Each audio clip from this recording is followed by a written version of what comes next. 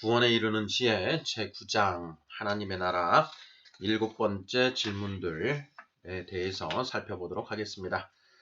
네, 7번째 질문들은 모두 8개의 질문으로 구성되어 있습니다. 자, 문제를 먼저 읽어보겠습니다. 1번. 내 마음 보좌에서 내가 내려오고 하나님의 말씀이 좌정하여 다스리시게 되면 내 안에 무엇이 이루어지는 것인가요?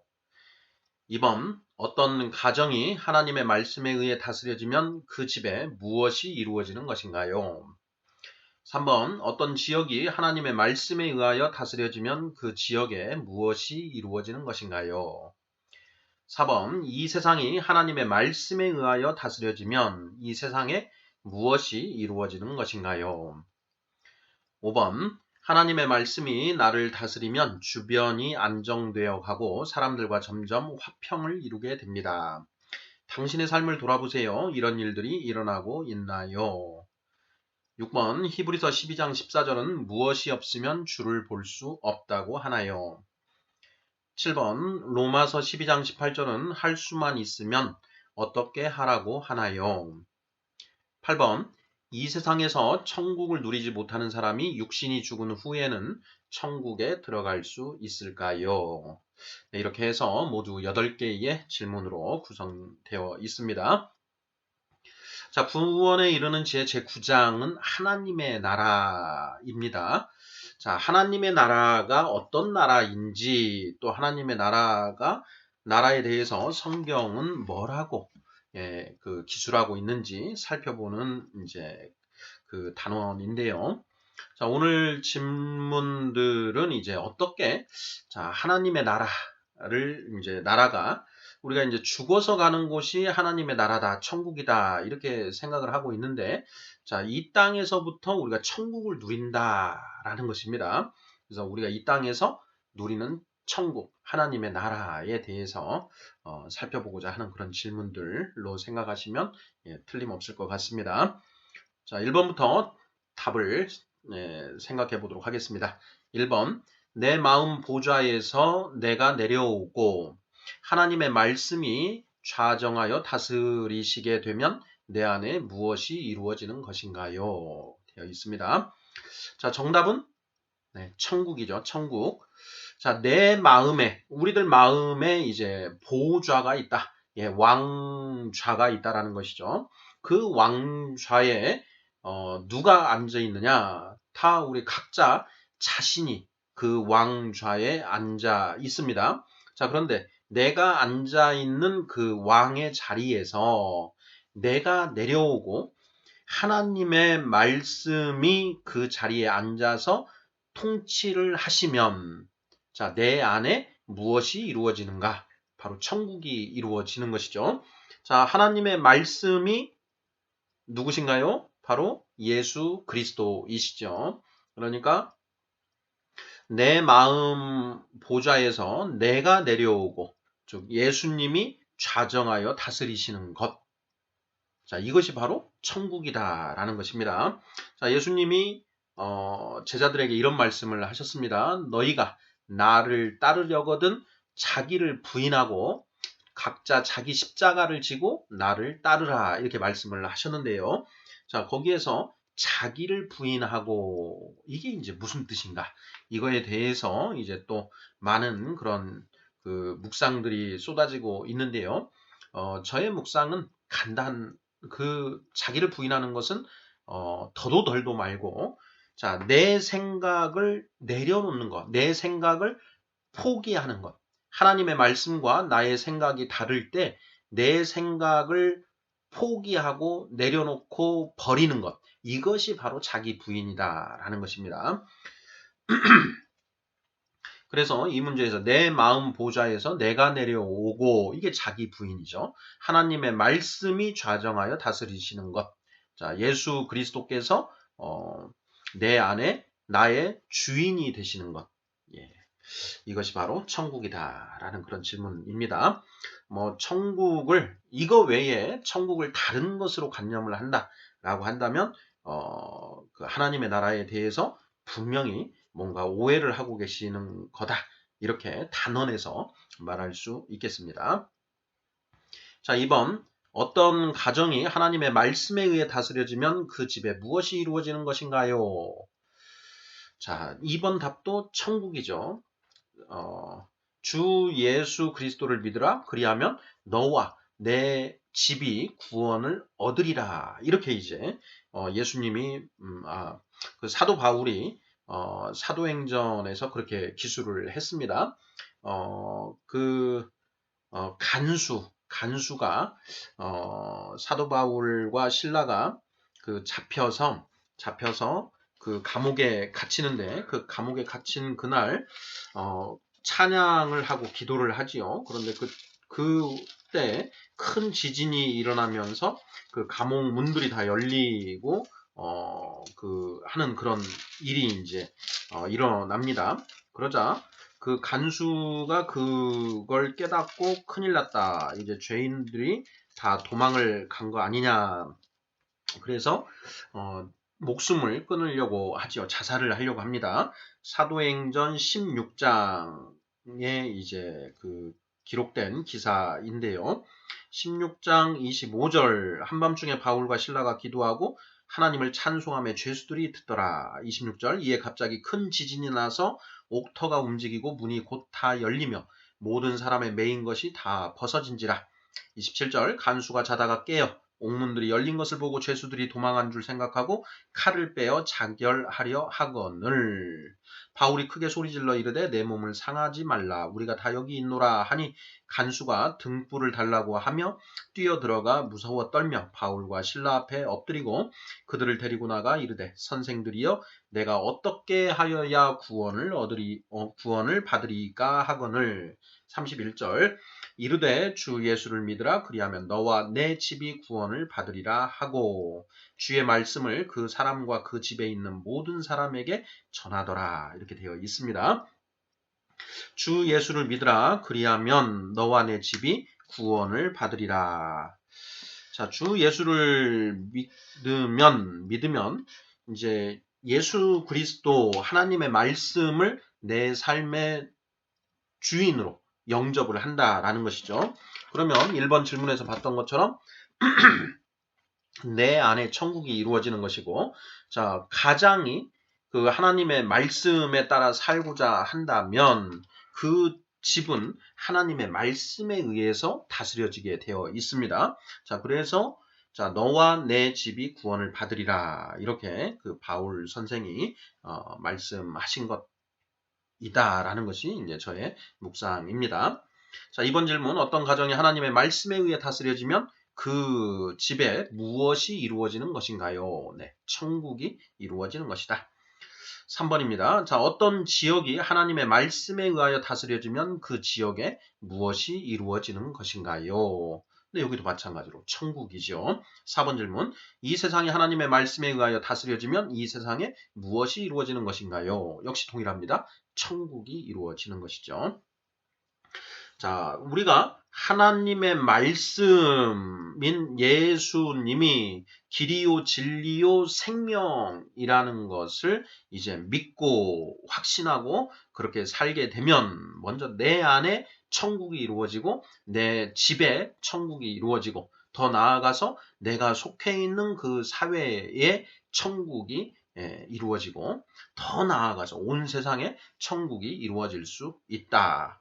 자, 이것을 이제 그 공자는 수신제가 치국 평천하 이렇게 이제 표현을 합니다. 자, 공자가 알고자 했던 것은 하늘의 명령 천명을 알고자 했죠. 그래서 공자가 나이 15세 하늘의 명령이 하늘의 뜻이 무엇인지를 알고자 뜻을 세우고 그때부터 공부를 시작합니다. 자, 그렇게 공부를 하다가 나이 50에 하늘의 뜻이 무엇인지를 깨닫습니다. 그것을 이제 지천명이라고 이야기를 하죠. 자, 천명을 깨닫게 됨으로써 그 천명에 따라서 이제 살려고 하는 것이 수신이고요. 그리고 그 천명에 따라 하늘의 뜻에 따라서 자기 집안을 다스린다. 이게 제가입니다. 자, 그리고 자기가 어떤 지역을 통치하는 그런 관리라고 했을 때 그렇게 하늘의 뜻에 따라서 하늘의 법에 따라서 그 지역을 다스리는 것이 치국이고 그리고 본인이 이제 제왕이 되었을 때 온 천하를 이 하나님의 법에 따라서 다스리면 평천하가 이루어진다. 네, 이렇게 그 수신제가 치국 평천하를 이해해도 전혀 문제가 없다는 게 저의 묵상입니다. 자, 1번, 2번, 3번, 4번은 이제 우리의 삶 속에서 어떻게 천국이 이루어지고 확장되어 가는지에 대해서 문제로 정리를 해 보았고요. 자, 5번입니다. 하나님의 말씀이 나를 다스리면 주변이 안정되어 가고 사람들과 점점 화평을 이루게 됩니다. 당신의 삶을 돌아보세요. 이런 일들이 일어나고 있나요? 자, 정말 내가 하나님의 말씀이 곧 길이요 진리요 생명이라는 것을 확신하고 믿고 나아간다면 그 주변이 안정되고 그리고 사람들과 점점 이제 화목하게 되는 일들이 생겨날 수밖에 없습니다. 자, 만약 내 삶을 돌아보아서 이런 일들이 일어나고 있지 않다라고 한다면 내가 이 하나님의 말씀을 정말 길이요 진리요 생명처럼 여기고 살지 않는다라는 것을 반증하는 일이다. 이렇게 생각을 하면 거의 틀림이 없겠습니다. 자, 이것도 이제 공자의 가르침과 연결해서 살펴보면 이제 중용에 보면 치중화 천지위원 만물유건이라는 이제 표현이 나옵니다. 중용 제1장에 나오는 표현인데요. 자, 치중화 중과 화가 지극해지면 천지위원 하늘과 땅이 제자리를 찾고 만물유건 주변의 모든 사물들이 모든 만물들이 잘 자라난다라는 뜻입니다. 치중화는 이제 그 천명을 깨달은 군자의 이 정서, 이 감정의 상태를 얘기하는데요. 중과 화가 지극해지면 하늘과 땅이 제자리를 찾고 그 주변의 모든 만물들이 잘 자라난다, 화육한다 이런 표현인데요. 바로 이런 표현 5번의 딱 그런 해석입니다. 하나님의 말씀이 나를 다스리면 주변이 안정되어 가고 사람들과 점점 화평을 이루게 된다. 자, 이런 일들이 내 주변에 일어나고 있다라고 한다면 내가 참 크리스찬으로서 올바르게 살아가고 있는 것이고요. 만약에 그런 일들이 일어나고 있지 않다라고 한다면 내가 하나님의 말씀을 정말 온전히 따르는 사람인지 한번 깊이 돌아봐야 하겠습니다. 자, 자기를 점검하는 내가 크리스찬으로서 올바르게 살고 있는지를 점검하는 시금석이 되는 그런 내용이 되겠습니다. 자, 6번.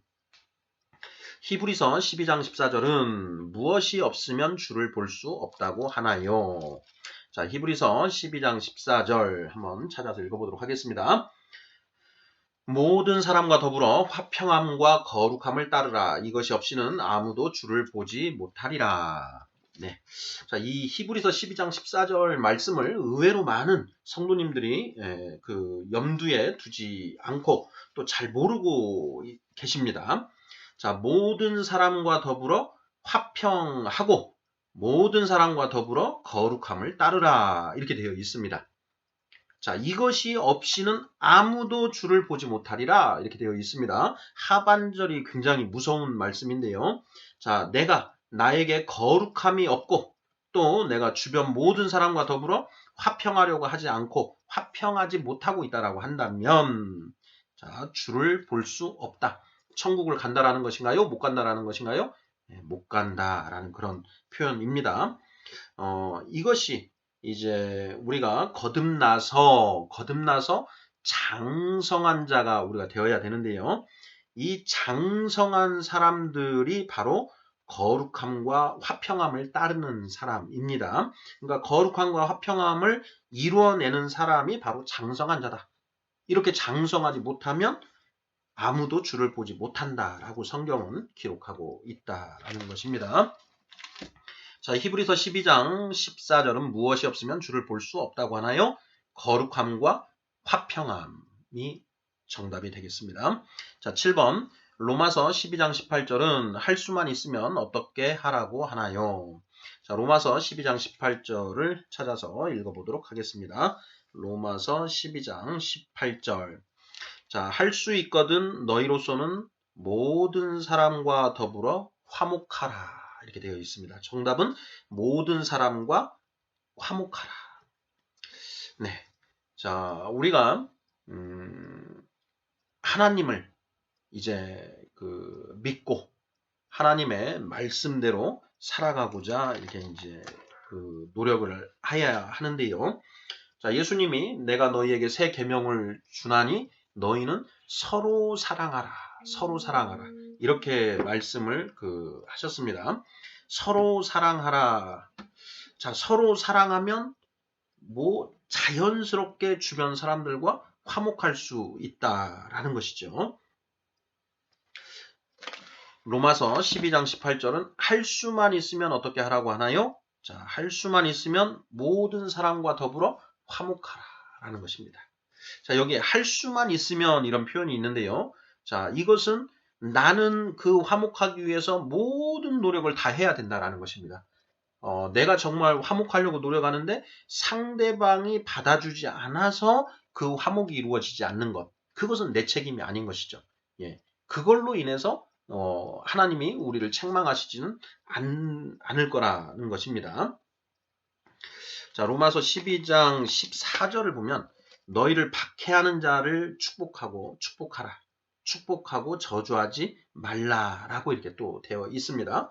자, 너희를 박해하는 자, 나에게 대해서 안 좋은 나를 박해하고 탄압하고 박해하는 나를 해코지하는 자를 저주하지 말라.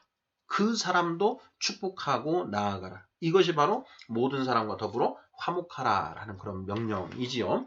자, 여기에서 이제 화목하고 싶은데 그게 내 마음대로 안 되더라.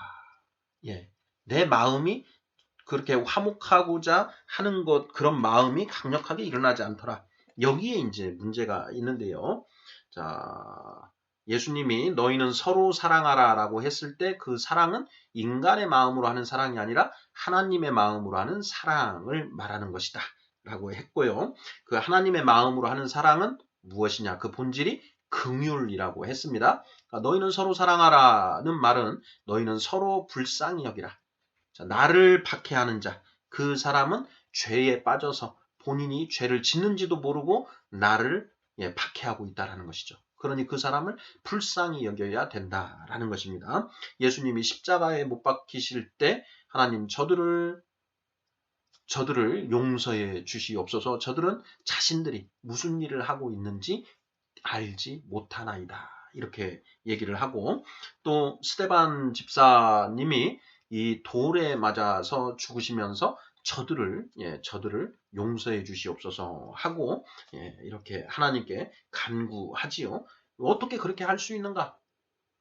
나를 십자가에 못 박아서 죽이는 사람들, 나에게 돌을 던져서 죽이는 사람들, 그들을 불쌍하게 본다라는 것이죠. 그들을 이뻐하라. 이뻐할 수가 없습니다. 그 상황에서 불쌍히 여길 수는 있지요.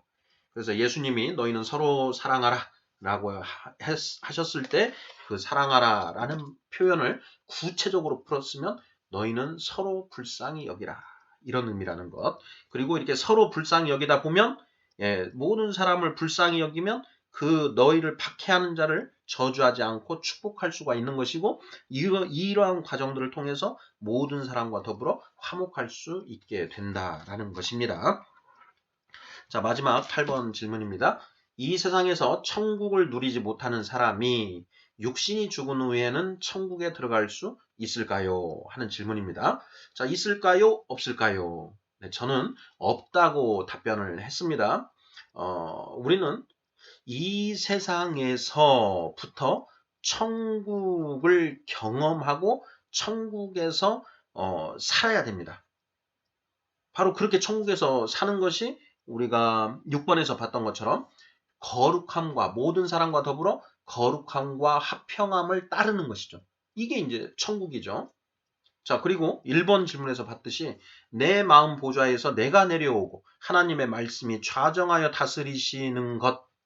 자, 다스리시게 되면 내 안에 천국이 이루어진다라고 했습니다.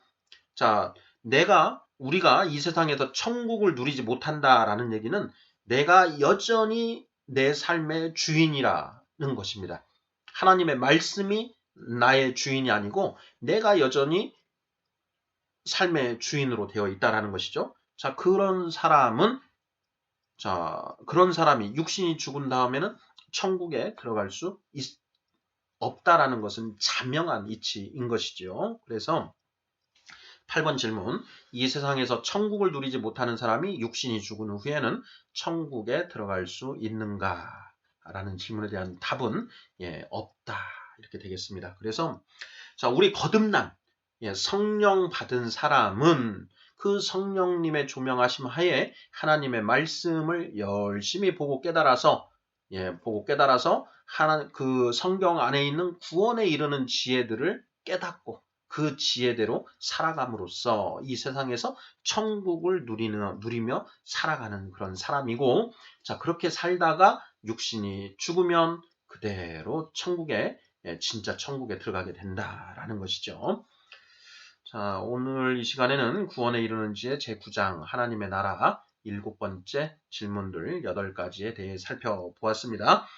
수신제가 치국평천하, 그리고 치중화 천지위원 만물유건이라고 하는 그런 표현들 더불어서 살펴보았고요. 자, 우리가 모든 사람과 더불어 거룩함과 화평함을 누리고 가능하면 모든 사람과 더불어 화목해야 된다. 자, 이렇게 해서 우리가 이 땅에서부터 천국을 누리면서 살아야만 육신이 죽어서도 천국에 온전히 들어갈 수 있다라는 것 살펴보았습니다. 아멘.